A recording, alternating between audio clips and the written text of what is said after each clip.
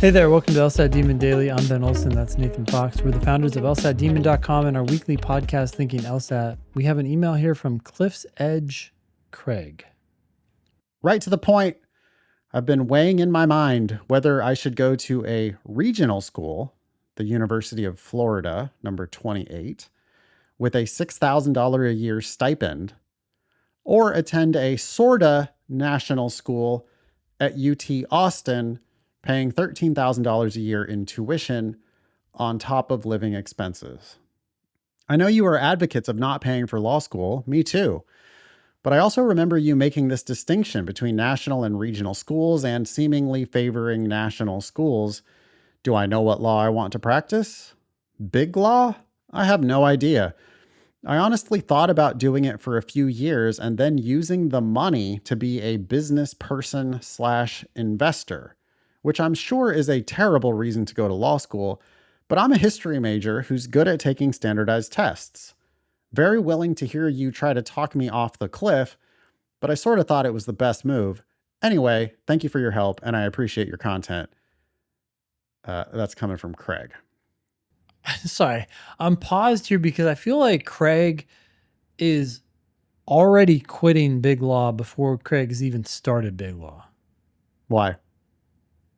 I thought I would do it for a few years and then use the money to be a business person, investor. You're not going to get that much money from Big Law for your first few years. You want to make big money in Big Law to then turn around and become an investor.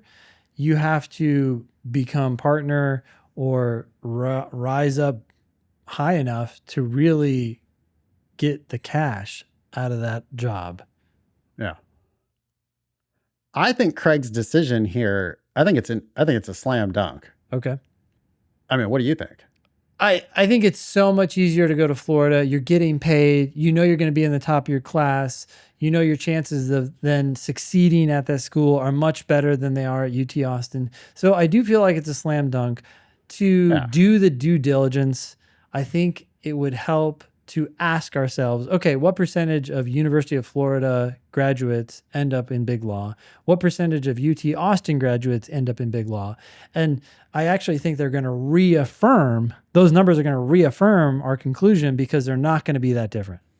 Well, I think the numbers are kind of different. Yeah. My guess is that it's more like 50% Big Law from University of Texas. Yeah. And it's more like 20% Big Law from University of Florida. Okay. So I think there is a significant difference in the number of like high paying prestige jobs that are available coming out of these two schools. Yeah. And I could be wrong about that, but I don't think I am. Because these are significantly different schools. I mean, University of Texas is sometimes in the top 14. Mm-hmm. Florida is number 28. So the 2X rule is triggered here. Like these are not the same. Yeah, yeah. I would also take into account where Craig thinks he wants to live. Mm-hmm. Like, do you want to build a network in Austin? Yeah. I would. Do I want to build a network in Florida? Not really. So that might sway me to go to Austin because I understand that Austin is a good place and I've been to Florida before. Mm-hmm. So I would, probably lean toward Austin. Mm-hmm. But the $57,000 differential. Yeah.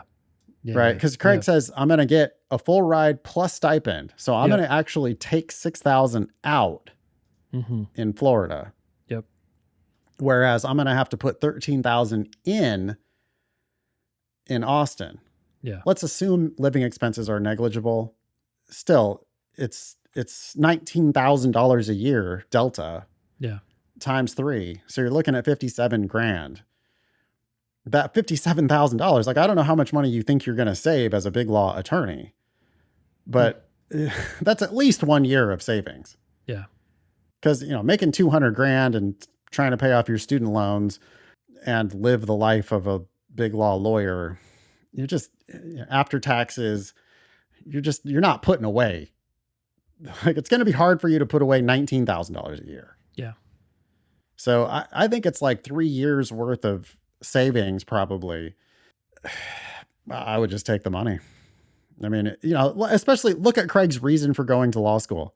I'm a history major who's good at taking standardized tests. Okay, well, they're ready to pay you for your standardized test taking prowess.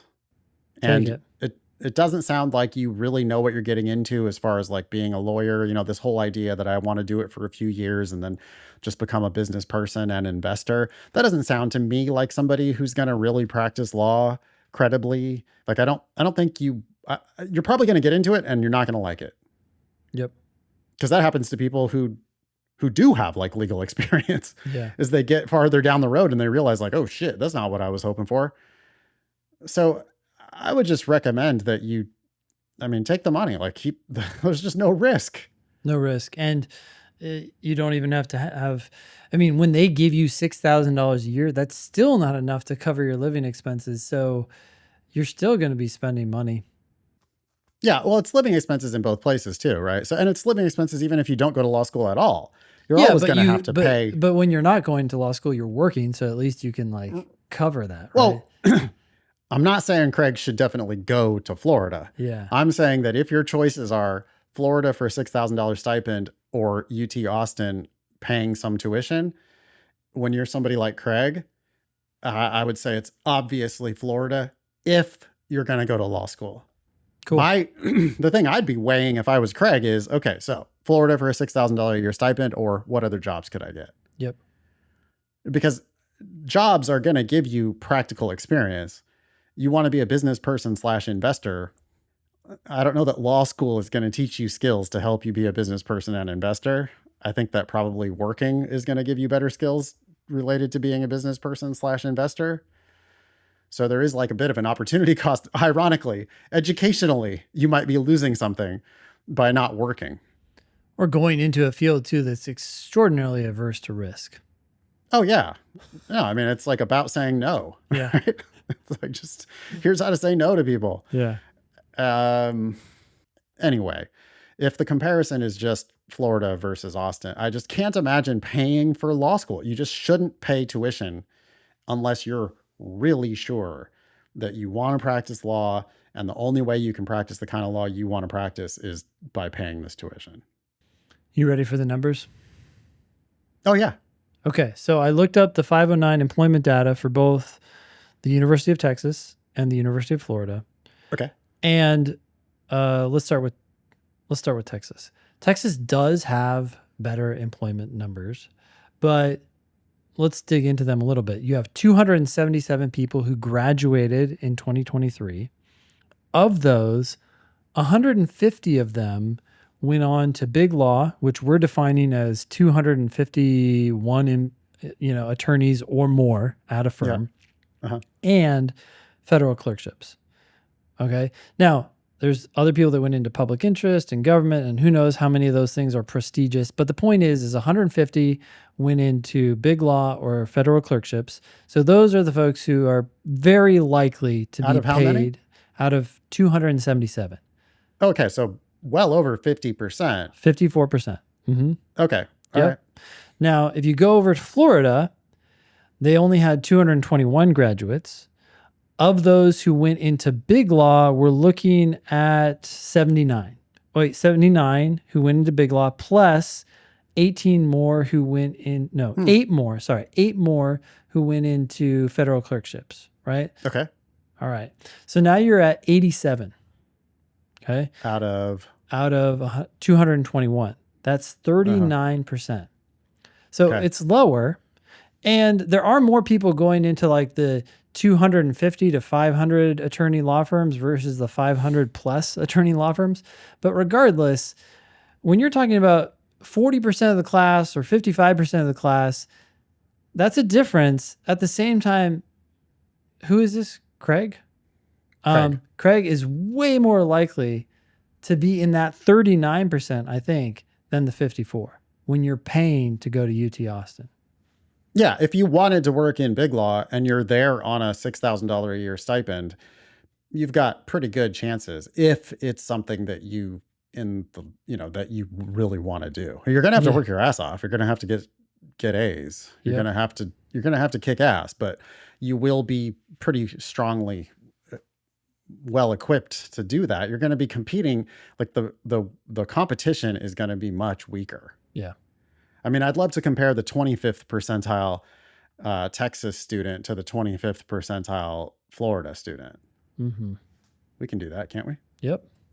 So going to lsatdemon.com/scholarships.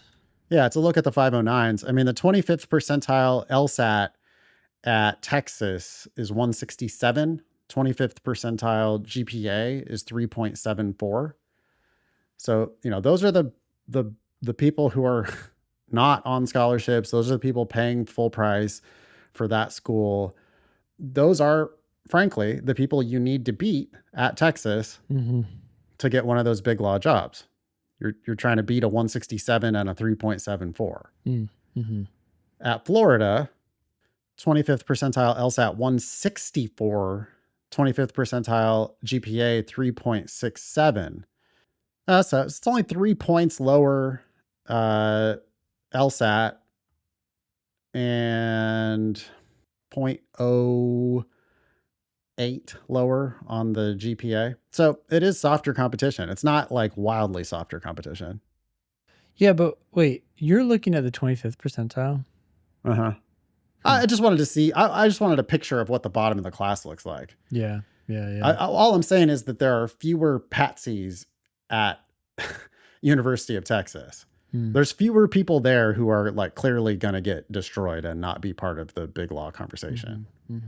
There are more people at Florida who have very little chance of competing with you for a big law job. Here is one thing that is interesting. At the University of Texas, the median GPA is 3.89, whereas at Florida, it's 3.9. Yeah. They might value LSAT more than they value GPA. Who knows? Yeah. Okay, wrap it up there. Yep.